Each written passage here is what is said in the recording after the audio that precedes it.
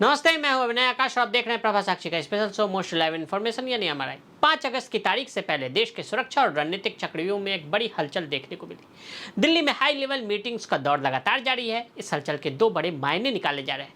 पहला ये कि क्या सरकार किसी बहुत बड़े नीतिगत या रणनीतिक कदम की तैयारी में है, या फिर खुफिया इनपुट्स के आधार पर किसी बड़ी चुनौती को नाकाम करने के लिए ये आपातकालीन मीटिंग्स बुलाई जा रही है।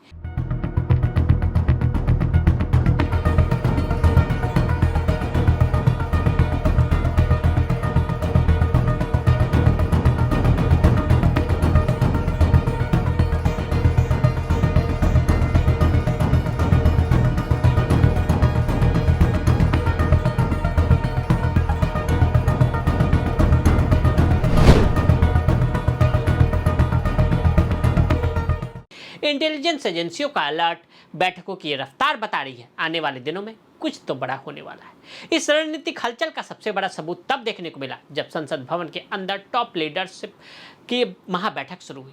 दरअसल जिस वक्त संसद के भीतर बवाल अपने चरम पर था, विपक्ष के सांसद वेल तक आ पहुंचे थे। जोरदार नारेबाजी हो रही थी। स्पीकर बार बार शांति की अपील कर रहे थे। एंटी पेपर लीक बिल पर किसी भी तरह चर्चा आगे बढ़ाने की कोशिश हो रही थी। पूरा देश अपने टीवी स्क्रीन पर इस राजनीतिक शोर शराबे को टकटकी लगाए देख रहा था। लेकिन ठीक उसी पल कैमरे के फ्रेम में एक ऐसी एंट्री होती है जिसने लुटियंस दिल्ली के बड़े बड़े सियासी पंडितों से लेकर विदेशी खुफिया एजेंसियों के कान खड़े कर दिए। देश के सबसे बड़े जेम्स बॉन्ड यानी राष्ट्रीय सुरक्षा सलाहकार अजीत डोभाल बिल्कुल खामोशी से संसद भवन में दाखिल होते।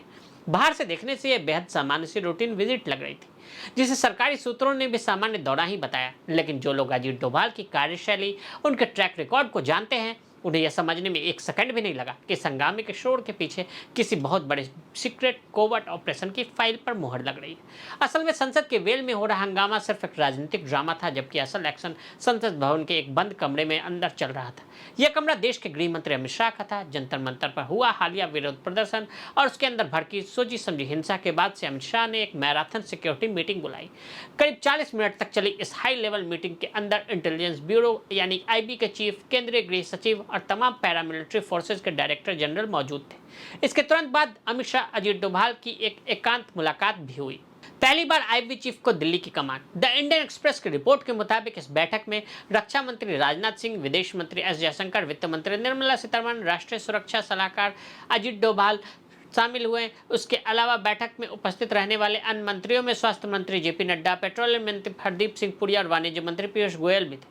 यह बैठक किस विषय पर हो रही है ये अभी स्पष्ट नहीं है। नीट के प्रश्न पत्र लीक के विरोध में छात्रों के प्रदर्शन से पूरा देश दहल उठा था। जनमत से भारी दबाव के चलते शिक्षा मंत्री धर्मेंद्र प्रधान को इस्तीफा देना पड़ा। इस माहौल में सरकार पर दबाव बनाए रखने के लिए विपक्ष भी पूरी तरह से मतभेद है। आंदोलनकारी छात्रों पर पुलिसिया बर्बरता और दमन का आरोप लगाते हुए विरोधी सांसद लगातार विरोध प्रदर्शन कर रहे हैं। इस पूरे घटनाक्रम में केंद्रीय गृह मंत्री अमित शाह से माफी मांगने की मांग उठ रही है।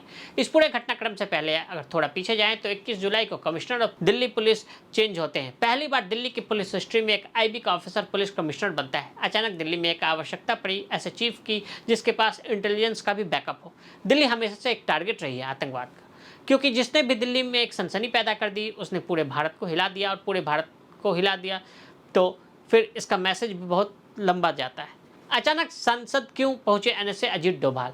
एनएसए अजीत डोभाल का वहां होना कोई इत्तेफाक नहीं था। भारत का एजुकेशन सिस्टम और उसके अंदर होने वाली सेंधमारी अब सीधे तौर पर इंटरनल सिक्योरिटी का मामला बन चुकी है। विदेशी ताकतें और उसके लोकल प्यादे अच्छी तरीके से जानते हैं कि अगर भारत के युवाओं को भड़काना है तो उन्हें उनके भविष्य को लेकर डरा दिया जाए। पेपर लीक माफिया सिर्फ पैसे नहीं कमा रहा है, बल्कि वो अनजाने में ही देश के भीतर फ्रस्ट्रेशन और गुस्से का एक ऐसा बारूद तैयार कर रहा है जिससे कोई भी विदेशी टूल किट एक माचिस की तीली से उड़ा सकता है।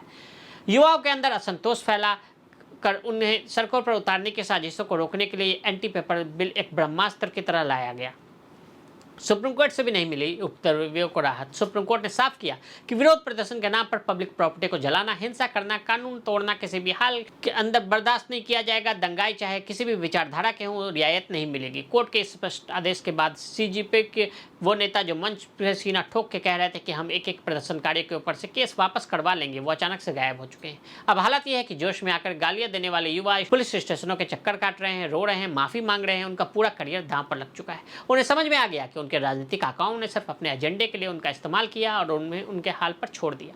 खुफिया एजेंसियों के हाथ ऐसा कौन सा डिजिटल सबूत लग गया? मोदी सरकार और अजीत डोभाल का गेम प्लान सिर्फ सड़क पत्थर फेंकने वाले मोहरों तक सीमित नहीं है। असली स्ट्राइक उन लोगों पर हो रही है जो एयर कंडीशन कमरों के अंदर बैठ कर के पूरी हिंसा के स्क्रिप्ट लिख रहे हैं। इस कड़ी के अंदर दिल्ली पुलिस की स्पेशल सेल यानी कि IFSO ने एक ऐसा कदम उठाया है जिसने डिजिटल दुनिया के अंदर तहलका मचा दिया। फेसबुक, एक्स, यूट्यूब और इंस्टाग्राम जैसी दुनिया के सबसे बड़ी सोशल मीडिया कंपनियों को दिल्ली पुलिस ने सीधा और कड़ा अल्टीमेटम भेजा। रिपोर्ट्स और इंटेलिजेंस इनपुट इशारा कर रहे हैं कि जंतर मंतर की हिंसा और देश भर के अंदर फैलाए जा रहे फैक्ट नैरेटिव के पीछे बहुत बड़ा इंटरनेशनल मनी ट्रेल है। करोड़ों रुपए के विदेशी फंडिंग के जरिए खास इकोसिस्टम इंटरनेट के ऊपर भ्रामक वीडियोज, हेट स्पीच की बाढ़ ला रहा है। तो आज हमने आपको NSA अजीत डोभाल की इस पूरे घटनाक्रम में एंट्री के बारे में बताया। आज के लिए इजाजत। ऐसी रिपोर्ट्स को देखने के लिए देखते रहें प्रभा साक्षी। अगर आप भी लेना चाहते हैं देश दुनिया की तमाम जानकारी तो आज ही सब्सक्राइब करें हमारे चैनल को। साथ ही नीचे दिए बेल आइकन को जरूर दबाएं ताकि हर अपडेट आप तक पहुंच सके।